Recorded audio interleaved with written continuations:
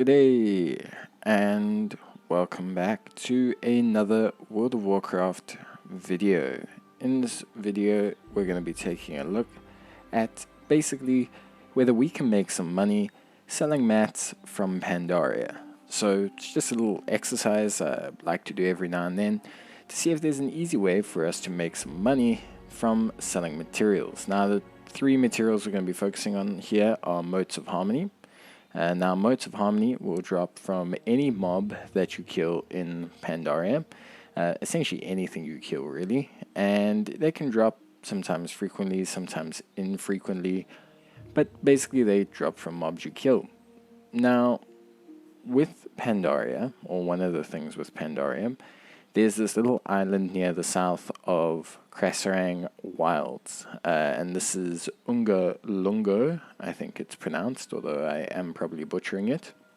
But here, you'll see these Hosen, and these Hosen respawn super quickly. Like, we're talking super mega quickly.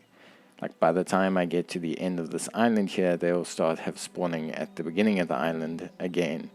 And honestly, these guys are pretty good for farming some Motes of Harmony. Now, Motes of Harmony on their own aren't worth too much, but they turn into Spirits of Harmony, which can be sold for a decent chunk of change, I think 50 each, on the auction house. Now, if you sit here and you farm for around 5 minutes, you tend to have a pretty decent time in terms of finding these motes.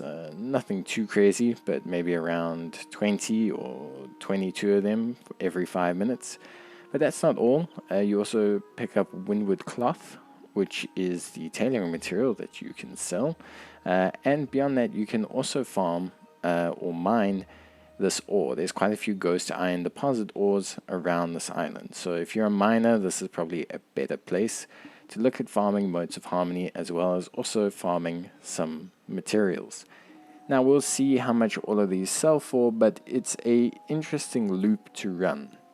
Basically, every 2 minutes, you'll kind of kill all of these monkeys that you see here, and then we'll head back to the very beginning. Now, they can also drop green items, purple items, and they drop food, and you can sell all of these for money as well. But generally speaking, it's the Motes of Harmony that we want.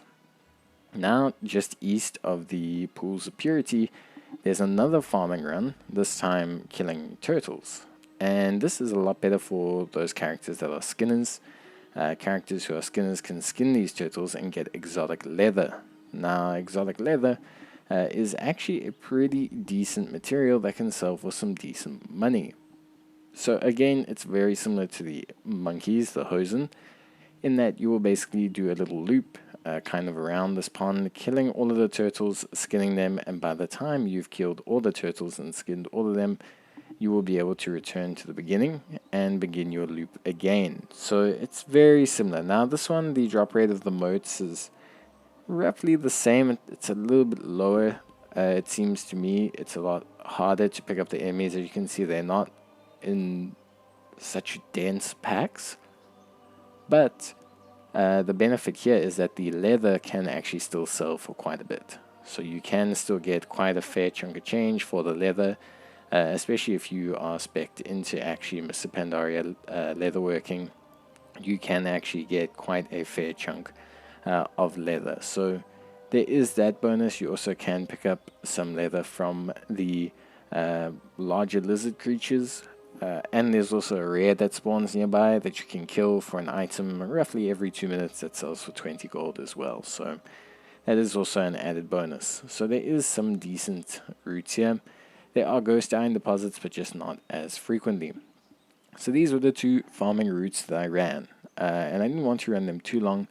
I wanted to run them for roughly 4 or 5 minutes just to kind of see what we got. So we could take a look. Now, obviously, you can see there we have the Motes of Harmony. I got enough from my 2 to 3 minutes of running each to create one Spirits of Harmony.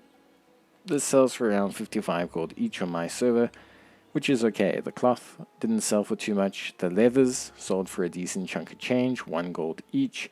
And then the rest kind of sold for drips and drabs. The turtle meat sold for a decent amount. The ghost iron ore also seemed to sell for a decent amount. The exotic hides, the magnificent hides that were rare drops, those sold for a very good amount, but those were very rare drops. And we had the striped melon. So in total, if we include the magnificent hides and all of the spirits of harmony, we ended up coming out with just short of 345 gold, which, if we look at the 5.5 minutes it took me to get everything, although there was travel time in between because I was moving locations, but we assume you won't move location. Generally speaking, we made 345 gold in 4.5 minutes, so in an hour we're looking at making maybe 4,000 gold.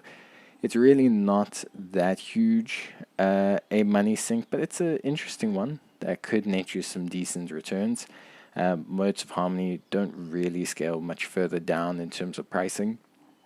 Now, something I will admit is a large portion of this came from the leatherworking, so it seems to me like the best route is going to be the turtles, at least on my server. It may be a different situation with Ghost Iron Ore, but Ghost Iron Ore doesn't even sell for more than the actual ore that I am using within expansion, like Draconium Ore or Severide Ore. So in reality, you're probably better off just farming ore within the same expansion.